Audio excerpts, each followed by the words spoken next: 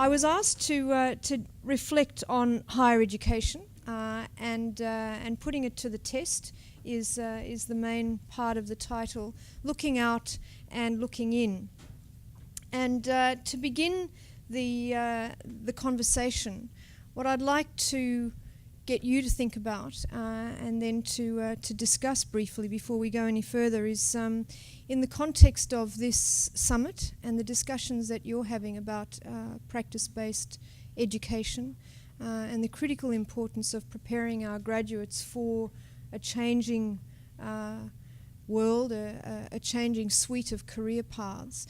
What is the defining characteristic or the suite of defining characteristics of a university in this context?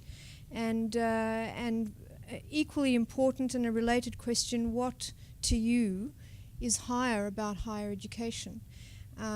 We'll come back to some of these themes as we go through the session this morning. But I'd like to just start by getting your initial responses to that, particularly in relation to the topics that you're discussing in this summit. I've looked at the program.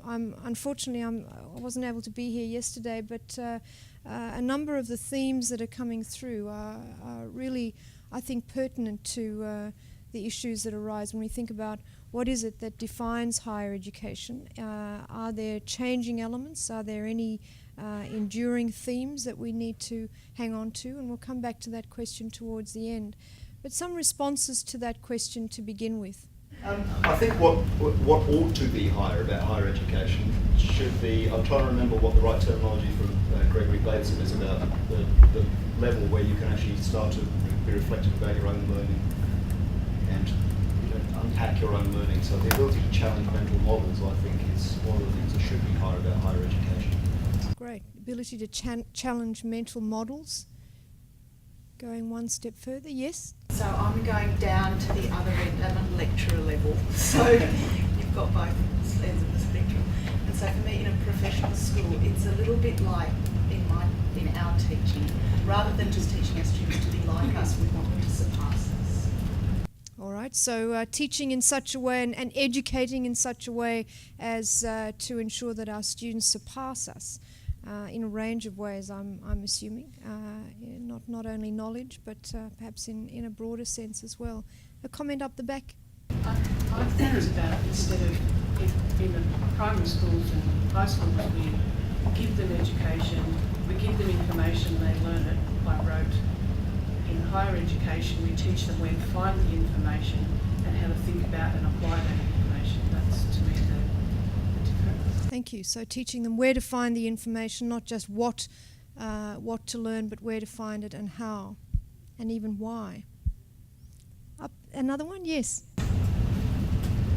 I believe that we also have to discover the talents of our students in the tertiary level, hone them, and make them move and develop those talents so that they could use them eventually when they graduate and when they find a job or when they are already in the workplace. Thank you very much. So fostering the talents and really encouraging those. We'll have two more. I think there was, three. 1, 2, 3. Is there anyone? 4. Right, that's it. 1, 2, 3, 4. Thanks very much.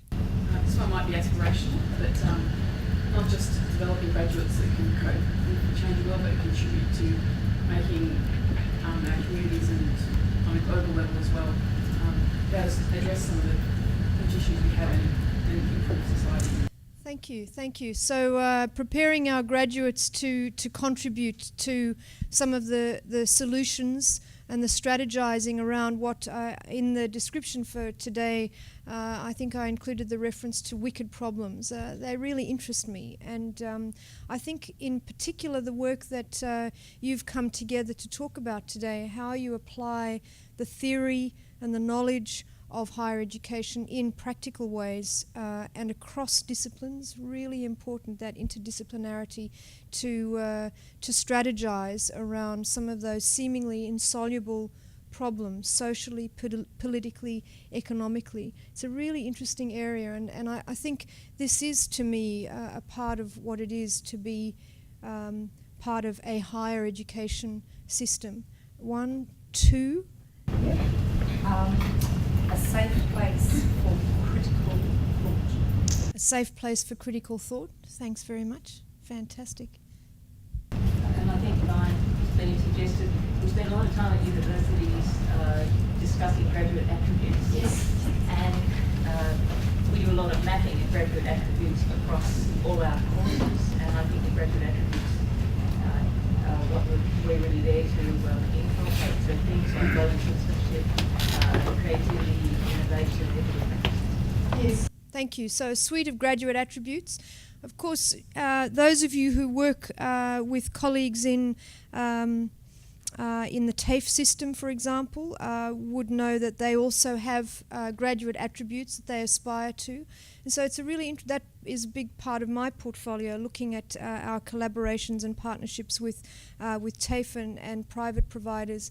And it's a really interesting challenge to me, from a policy perspective as well as a practical perspective. You know, what are the differences between a university and a TAFE? And I know this is a perennial question, but I think it becomes increasingly important in these sorts of conversations around what is the value in particular that you add working in a university and in preparing graduates to go out into the workplace, but more importantly into the world. There was one more over here before we go on. Yes. I like to think about educating students to be educators, and it links in with what somebody said over there about the benefits of their education are much more broadly spread and impacting on the broader community. That's great. Thank you. I know there are probably many other views around the room, but I just wanted to share with you a couple of reflections internationally that are, they've been around for a few years now, but there are increasingly reports trying to unpack in a massively changed higher education system, what are the implications for the future of a university. In the US, a couple of years ago, an organization called the Alliance for Excellent Education that comes out of Washington produced a policy brief entitled A Time for Deeper Learning, Preparing Students for a Changing World, university students in particular. And it starts off, our increasingly complex world demands much of its students. In almost every aspect of their lives, young people are being asked to learn more, process more, produce more. These increasing demands mirror the world around them. Now more than ever, the nation's education system is being challenged by a technology-driven global economy that requires a skilled and deeply literate workforce. So these are themes that are of interest internationally. Out of the UK, the now defunct Centre for Higher Education Research and Information out of the Open University. It closed just recently, but one of their final reports was entitled Higher Education and Society in Changing Times, looking back and looking forward. And one of the comments made by one of the co-authors, John Brennan, who may be known to some of you, is a very well-known policy writer in higher education. He asserts that what may be at issue here is the survival of universities as distinctive institutions in a knowledge world, where knowledge is created and transmitted by all sorts of organizations and processes. So these are deep questions, and they're not necessarily new to you, but I think they are important in the context, as I said, of this conversation about practice-based education. What is the particular value that you add in the discussions you're having at this conference? What is the important element that you add, and what's defining about the work that you do in a university setting? And we're going to come back to propose and share with you my hypothesis. But before we do that, a bit of context. My colleagues from the University of Western Sydney will know that we've initiated academic forums co-chaired by our Chair of Academic Board and our Vice-Chancellor to encourage the academic community at the university to engage in some of these deeper questions about the future of higher education, the future of the university. So it was quite timely that I was invited to come here and talk with you about this. We shared with the members of that forum, and Wayne was there, so I said to Wayne, do not put your hand up and say you've seen this slide before. The University of Western Sydney Act, you can see the elements there, the defining characteristics of a university according to the Act, and some of the elements there, research, scholarship, free inquiry, the interaction of research and teaching, and I'm going to come back to that. And interestingly enough, if you skip over to another university in New South Wales, the University of Sydney, identical. So I'm not sure if you knew that, but you might like to take a look at the acts, at least in New South Wales. The objects are identical. So that's an interesting phenomenon. Whether that remains is another question. But these are some of the defining characteristics of universities. We know there are many changes taking place in universities, and as part of looking out and looking in and putting universities to the test, these I'm not going to go through them, but just scan through the various roles of the university. I'm sure that there are many things that you could add to that, but at least that's a starting point. Some universities have a particular mission that focuses on some elements more than others. Engagement is a big part of all universities, and some more than others. The current role of the University of Western Sydney, if I use my own university as a case study, these are some of the things that matter to us and in the work that we're doing. The question, though, is, we can look to the past, we can look at how universities were defined back in 1999. This is where we are, but where are we going, is the question that I would like to ask.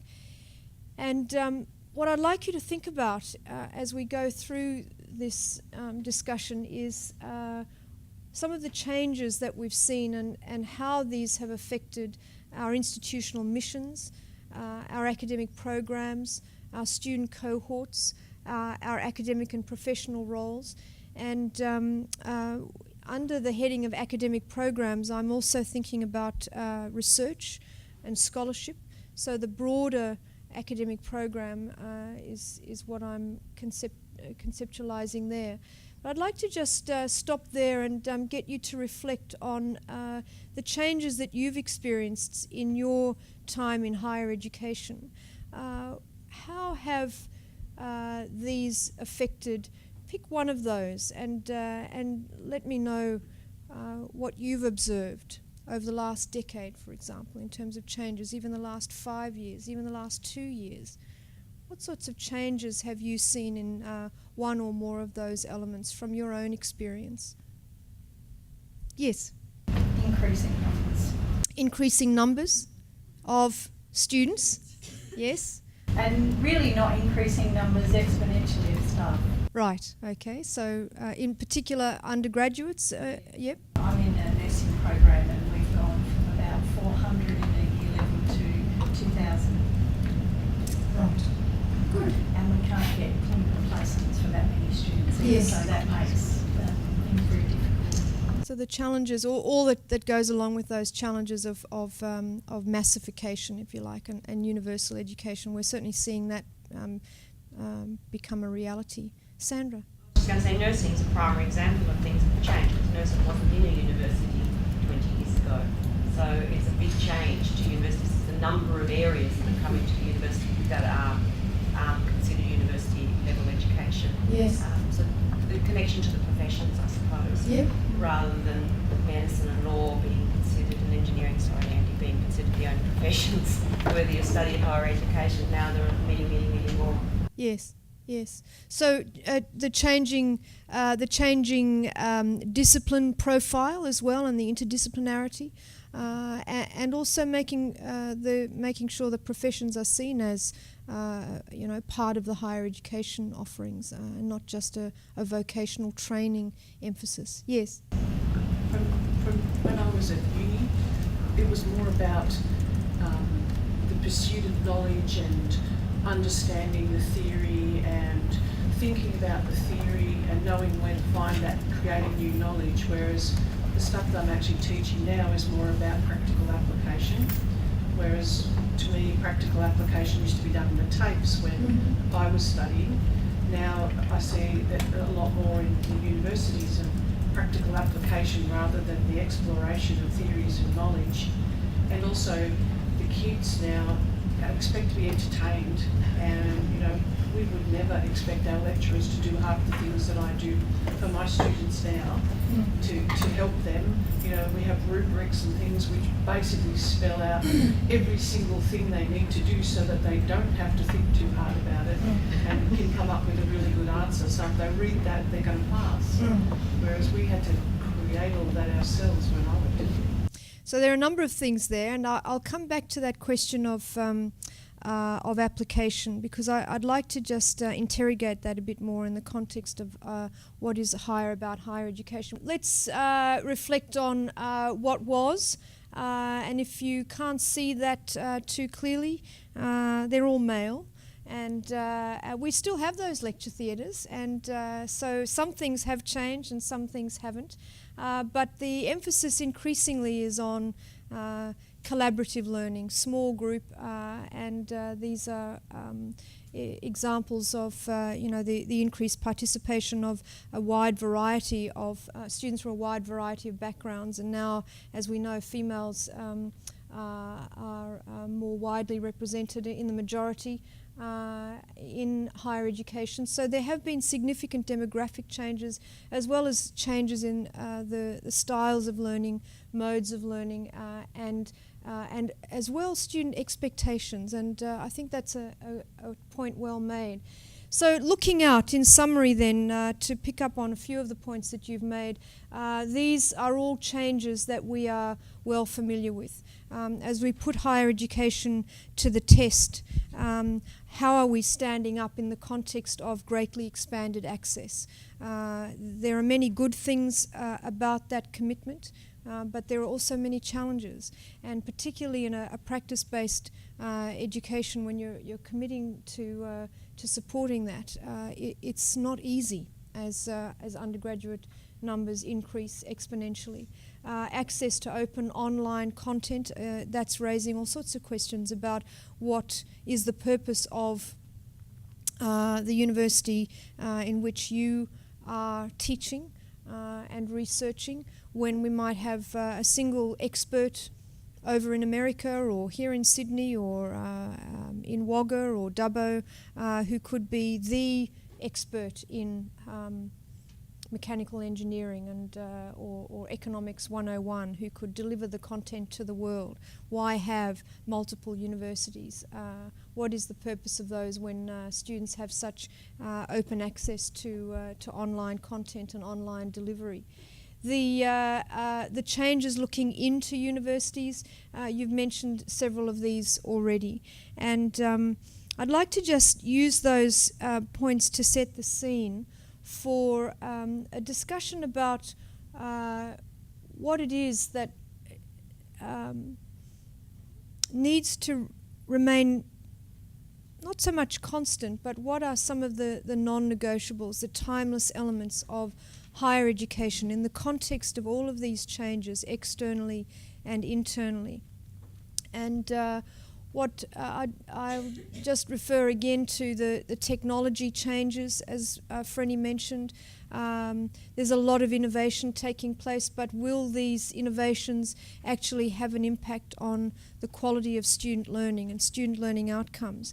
And this comes back to my question about what is timeless about higher education. In amongst all of this change, what are and it's easy to get carried away with the changes that are taking place, but what I'm trying to do for myself, as well as the people with whom I work and in my own writing, is to pose questions that will help us to be clear and quite purposeful about the sorts of things that we want to retain as anchors in universities and in higher education more broadly. So, some provocative questions about technology. Let's start with those. I talked about this point. Will open educational resources homogenize higher education with just one excellent lecturing professor per topic?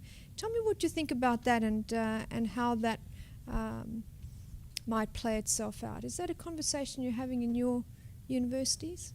What value does your nursing course, for example, at University X have? Why shouldn't all nursing courses simply be identical? We could save a lot of time, save a lot of energy, just have one. So I think that argument has a heavy reliance on content, but it's really the value proposition of how that content gets delivered that will be the differentiator across universities in the future, bringing your own take to that. That's great. So now we're starting to get to some of these questions about, this is one end of the spectrum. We could just have the one excellent professor in the world delivering the content. What is it that we want to do now to make sure that that doesn't happen, if indeed that's what we think? Be boring. That's right. You mightn't. So one of the things is, what is the delivery, the value add of your university, your course, your context? Very good point. Yes. I think the MOOC environment is still playing out. We're watching it evolve as it goes, but there's certainly some evidence that there are some excellent MOOCs out there, but the universities have committed incredible resources to make them excellent, and they're actually using these branding tools.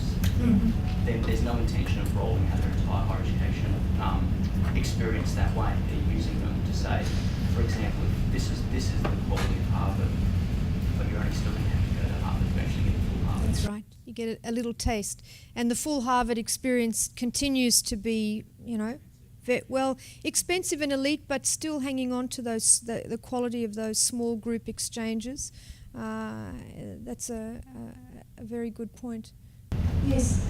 Well, the one that stands out for me is diversity of student body. Yeah. You're just giving one square peg to everybody. Yes. And with your students, it is understanding their talents and looking for what will help them move forward.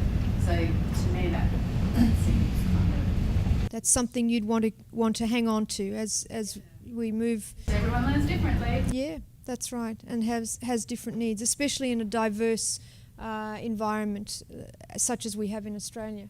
And if we bring that principle, thanks very much, back to the work that forms the focus of this summit, practice-based education, the experience of students in practical, real-world settings, that to me is one of the ultimate examples of that personalisation.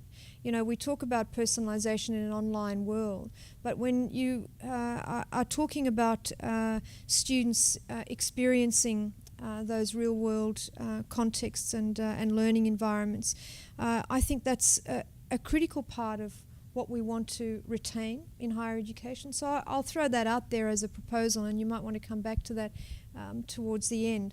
I'm going to move on, and these are the questions that I want to reflect on in the second half of our session this morning. Do universities have a future?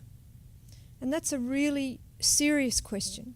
And I go back to the comment that I made earlier about the multiple providers. Content is freely available, and the point was very well made that it's about much more than content, and I couldn't agree more. But what is it? What is it that is so critically important? And this second question starts to get to the heart of it. Will research continue to inform and transform education?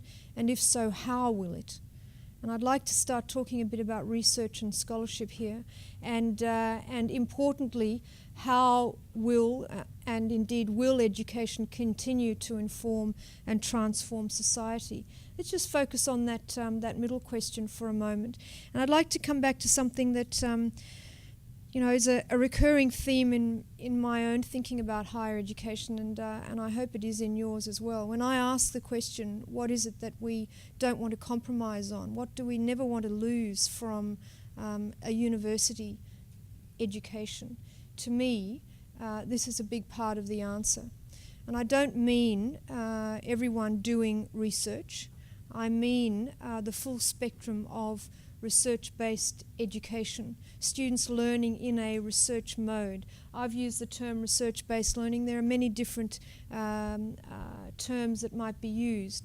But if you take a look at the dot points under there, the examples of the sorts of things that that research-based learning might involve. That bottom point there, someone talked earlier about developing students' critical and analytical thinking skills.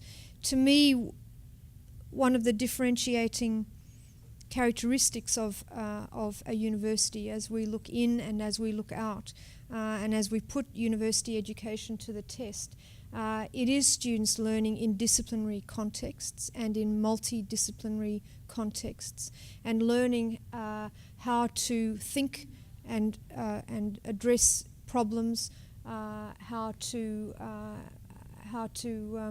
engage with the world through a disciplinary or a multidisciplinary lens. And I'm interested to know what difference that makes in your own teaching and in your own curriculum design and in the framing of the practical experiences that your students have. Can you give me some examples of where your students are engaging in research-based learning and how that influences their practice? Yeah, I'm going to be talking later on about a final year subject we have, and it's called complex cases, and it's very much espouses all the points that you have up there. It's complexity in that you're presenting the student with a real life case. Yes.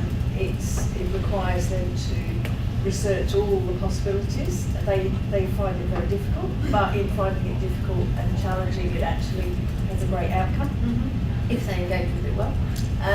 What discipline are you from? I'm podiatry as a specific discipline, so in school community. Okay.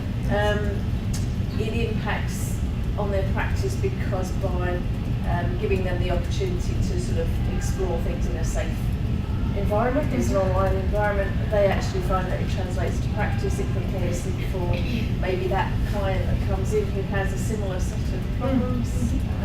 Thank you, that's a great example. So that's a session you want to go to?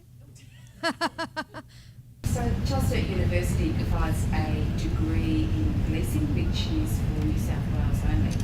And interestingly, a lot of the perception is that policing is a practical job and competency based.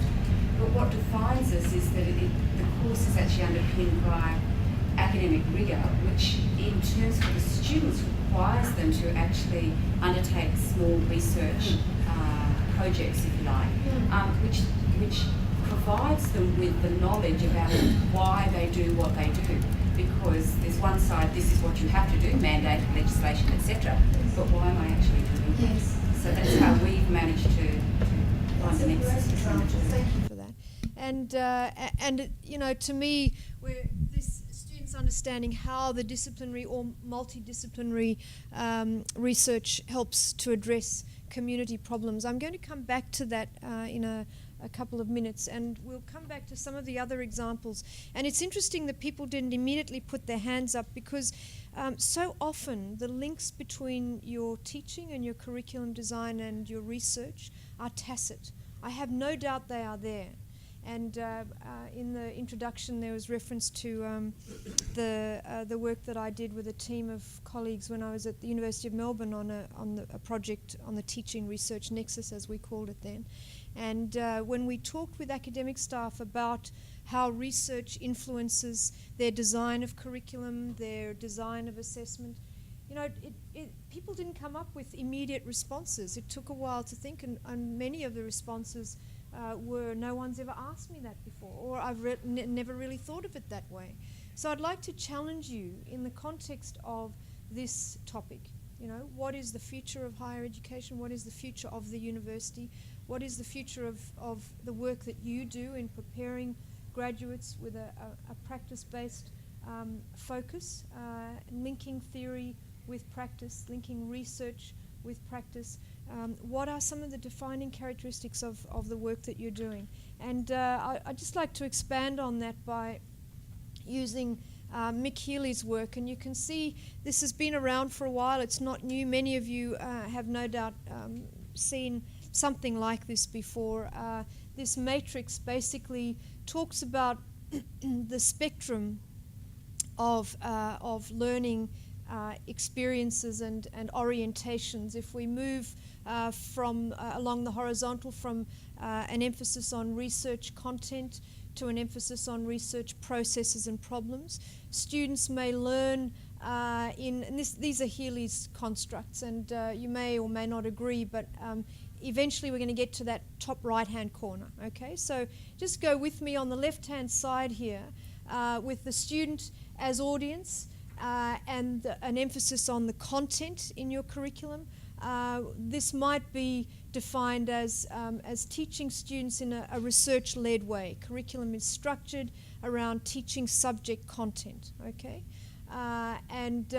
If students are involved more as participants and are more active in the learning, the curriculum might be informed by what Healy talks about as a research-tutored approach, curriculum emphasizing learning focused on students writing, discussing papers or essays. So students more actively involved in applying the research principles and epistemologies, if you like, underpinning the discipline. But this left-hand side is very much about the content and a focus on how you integrate research content into the curriculum. As you move further along the spectrum towards the right-hand side, we start to talk about and think about the more practical applications of research in the curriculum. And if you go back to my question earlier about what is it that's higher about higher education, what differentiates the learning that students do in your university, in your discipline area, with comparable content perhaps in some areas in a TAFE or a private provider, in a diploma setting, for example. What is it that takes them into that higher education domain? And of course we know TAFEs offer higher education, so there's a distinction there, but in a university setting, what is it that takes them further along this spectrum towards applying the research in practical settings? In the bottom right-hand corner here with the student as audience, so listening and reflecting on research processes and problems, the curriculum tends to emphasize processes of knowledge construction in the subject. But in that top right-hand corner, it's about the student taking what he or she has learnt in your classes and undertaking what Healy refers to as inquiry-based learning. And I'd like to think that a lot of what your students are doing as they leave the university campus, whether it's real or virtual, it might be online or face-to-face, that as they go out into real-world settings, that they're taking that research-based background with them. And I'd like you to think about whether or not that's the case for your students. What evidence would you look for in your students' practice, in those clinical settings, for example? What evidence would you look for to be able to say, yes, they are actually applying the research that underpins the discipline that we talked about in class in this real-world setting, clinical setting, teaching teachers. There's an interesting discussion at the moment about the value of teacher education programs and the critical importance of students having that practical experience that applies across disciplines. I used to teach a large undergraduate course in educational psychology, and I had in my class 800 students, some of them external, a lot of them online, a lot of them first year in the university. Some of them were teachers in training. Some of them were ed psych students, many of them were sitting in this class wondering, why are we learning all this theory? You know, all these learning theories. I just came because I want to be a teacher. Just let me at them. And a big part of, if I look back now, what I wish I knew and had done many years ago, was I wish I'd had something like this to help me to understand what it is that I was trying to achieve with my students, and importantly, it would have been great to be able to communicate that to them. I spent a lot of time talking with them about why these learning theories were important and how they would be practical when they actually got out into the classroom. But I think looking in retrospect, 2020 vision is fantastic as you look back. But just thinking about your own practice and where it is as you go through the semester or the teaching session, which bits of these form part of your curriculum over a year and 3 or 4 years. It's quite a useful tool, I find.